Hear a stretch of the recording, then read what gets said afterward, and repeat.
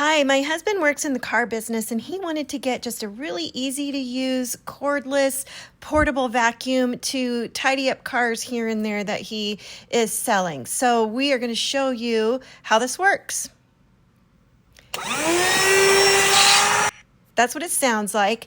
Okay, so it has all of those attachments that I showed you at the very beginning, and he's just showing you how he can really get into tight areas and get lots of crumbs and dirt and gravel and just all sorts of gross things with the different attachments.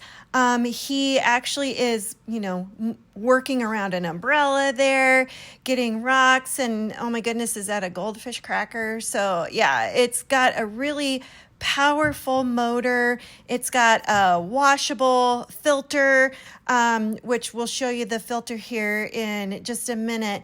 But you can see he's really getting into tight spaces. This is an interesting attachment. It's got like a flat head, so you can do like flat surfaces.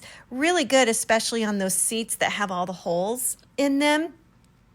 And then you can see he's not only just picking up like little pieces of gravel, but just like leaves and twigs and things like that. And then this is what the filter looks like after. So really powerful, really nice. We like this.